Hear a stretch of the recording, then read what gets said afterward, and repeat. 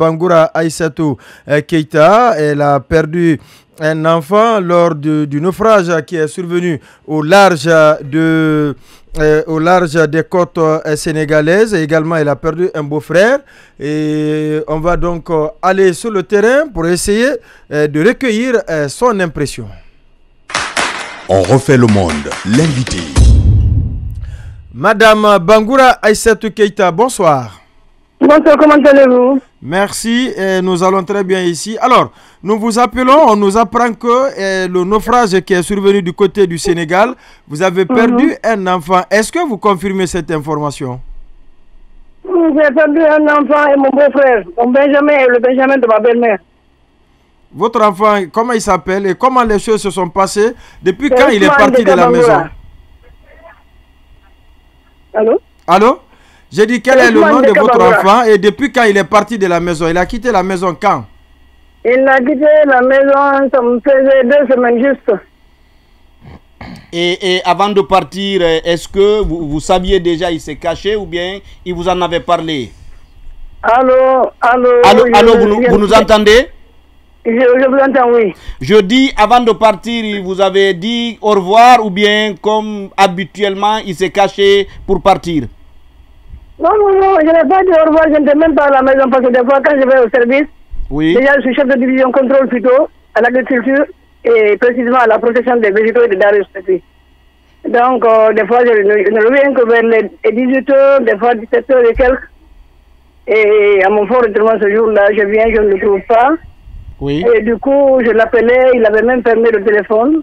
Oui. Et quand je suis resté dans le suspense maintenant, là, je ne le rejoignais plus. Je me suis mis dans le sacrifice, je partais par-ci, par-là. Moi-même, des fois, je me prêtais. Quand je me lève, je dis, on va faire ça, on va faire ça pour voir si je pourrais le retrouver au moment. Il était avec son oncle paternel. D'accord. Donc, c'est comme ça que c'est venu. C'est quand il y a eu ce drame-là du côté du Sénégal. Oui. Les gens ont dit, ses amis ont dit, pourtant, il y avait ça et ça dans notre entourage, il y a eu tel.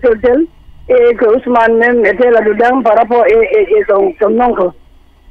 Donc c'est comme ça que c'est venu. Le jour où il a plu là, oui. On est resté en train de faire le sacrifice. Avec les 21h, on nous fait monter les photos de quelqu'un de la France.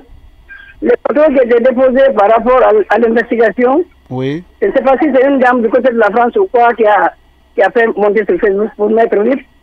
Les gens sont venus à crier et nos voisins et voisines sont venus pour me calmer, dire que ce n'était pas la peine. Et finalement, ma belle-sœur a dit, vraiment, nous sommes au regret, mais comme déjà nous sommes complètement épuisés, même si vous trouvez quelque chose la nuit, là, ce n'est plus la peine de vous informer. Au moins, attendez vers les 6h, 5h pour venir nous informer. Et c'est comme ça, c'est ce qui s'est fait hier. Hier, j'étais couché, j'étais complètement épuisé. Je me suis levé, j'ai prié. Et du coup, j'ai vu ma fille sortir, rentrer, ma première fille, mon aînée. Sortir, rentrer. J'ai dit, mais c'est quoi, qu'est-ce que tu as appris? Elle me dit, non, viens, tu vas te laver. Elle m'a tiré la main, elle m'a fait rentrer dans la toile, je me suis lavé. Elle dit, tranquillise-toi. Je voulais même tomber, elle dit, tranquillise-toi. Elle dit, de toute façon, le mari de ma jeune soeur a vu vers les 1h du matin, sur Facebook, pas.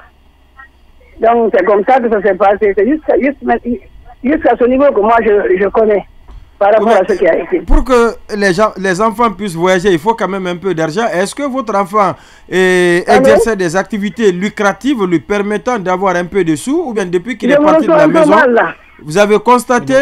Elle dit ne pas nous entendre. Allô? J'ai dit... Oui. Allô, vous m'entendez maintenant? Je vous entends. J'ai dit, pour que les enfants puissent voyager, il leur faut un minimum d'argent. Est-ce que votre enfant qui était parti était dans une activité lucrative, exerçait une activité lui permettant d'avoir un peu d'argent, ou tout au moins par devers vous, de l'argent a disparu qui coïncide à son départ de la maison? Il faisait la plomberie à chose avec un professionnel. Des fois, il sortait même pour faire la pratique avec son maître. Parce que pratiquement, j'avais pensé qu'il était avec son maître. Parce que des fois, son maître me disait de ne pas m'inquiéter qu'ils peuvent quitter l'école pour aller directement. Mais ce jour-là, même son maître, quand je l'ai appelé, finalement, il a dit, je ne connais pas sa position. Donc, c'est ce qui m'a piqué, je ne savais plus que faire. Mais il jouait tellement guinéen, et l'auto là, Et des fois, ils se prêtaient à dire, partout où je vois l'argent, ne serait-ce que si je prends et que tu payes derrière moi. Mais dès que je prends l'argent là, même si je ne sais pas quoi, moi en tout cas, dès que je vois l'argent quelque part, je vais prendre. Mais ça n'a pas été le cas chez moi quand même, parce qu'il n'a rien pris avec moi, que j'ai constaté qu'il a pris dans ma maison. Donc c'est ça. Maintenant, ils sont au nombre de combien dans votre localité? Est-ce que vous êtes au courant que les corps ont été repêchés finalement? Quelles dispositions sont envisagées dans ce sens? Malheureusement, je ne connais pas, mais j'avoue, mon frère, et que c'était des enfants qui étaient dans un couloir là derrière chez nous, qui passaient tout leur temps, qui faisaient le truc, qui faisaient du ataya quand c'est le jeu de ballon de femmes, même on se fâchait. Au quand ils nous embêtent pour la prière, moi-même je me lève pour aller lui dire. De toute façon, quand le moment de prière vient, quitte là, je ne veux pas de problème, je ne veux pas de péché entre mes voisins ou voisines.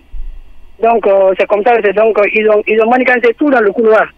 Ils étaient au nombre de 3. C'était mon beau-frère. Parce que mon beau-frère, là, il est parti, il a fait plus de 5 ans au Maroc.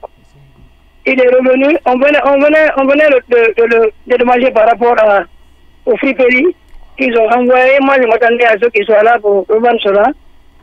Paf, ce beau matin-là, comme les téléphones étaient fermés, surtout quand j'ai constaté que je ne pouvais plus les joindre, c'est à ce moment que j'ai eu le cœur chaud.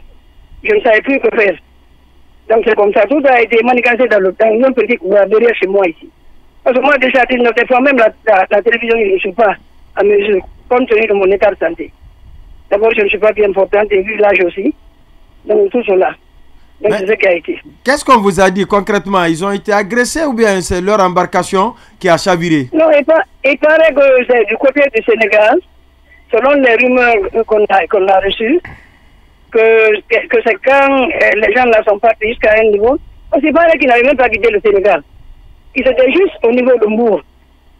Donc je ne sais pas ce qui s'est passé par rapport au capitaine et autres là. Ils sont partis jusqu'à un niveau brouillard, que les Sénégalais ont dit de ne pas allumer le moteur. Quand Guinéen a allumé le moteur, maintenant le Sénégalais s'est prêté à lever la bougie et poignarder le Guinéen là sur le visage. C'est ce qui a fait tous ces problèmes. Alors, je sais que l'émotion, c'est encore... Ah, allô, madame? Oui. Je dis que je sais que l'émotion est encore intense, mais je voudrais savoir, est-ce que vous, aujourd'hui, vous comprenez la démarche qui a guidé votre enfant à tenter l'aventure? Est-ce qu'il y a des facteurs socio-économiques autour de vous qui justifient ce départ-là? Qui ne lui permettent pas un bon épanouissement. Le minimum pour lui, je le faisais bien que je sois une veuve. Le papa est décédé depuis 2012. D'accord. Donc, je me suis géré et m'autogéré. Cela ne m'a pas manqué, je me suis privé de tout par rapport à eux. Donc, c'est jusqu'à ce point-là que moi, je sais. Et ces derniers moments, il avait tellement grossi, bêtement des fois quand il me dépasse. Je suis même contente par rapport à son physique et sa corpulence. Donc, c'est ce qui fait que surtout, le remords, je ne cesserai de garder ce remords-là et je vais le retenir éternellement dans mon cœur. C'est mon Benjamin, mon grand grillard que j'ai perdu et mon beau qui ne m'a jamais frustré dans mon ménage. Ça, j'avoue qu'il ne m'a jamais fait du tort. Jusqu'à il vient me dire, Aja, il me salue et puis il passe, c'est son problème. Il prend son sachet aussi, il ne mange pas à temps, il sort, il s'en va. C'est ce qui a été entre nous. Là, je suis dans le plus grand regret aujourd'hui par rapport à ce qui a été. Et comme je ne peux rien, ça, la vie c'est l'alternance, je m'en remets à Dieu. Il a juste 25 ans, il a juste 25 ans ou 26 ans. C'est un grand gaillard quand même. Madame Bangoura Aïssatou Keïta, toutes nos condoléances, que la terre lui soit légère. Et bon courage. Bon courage. Choma FM, la radio de la mutation positive. Oui.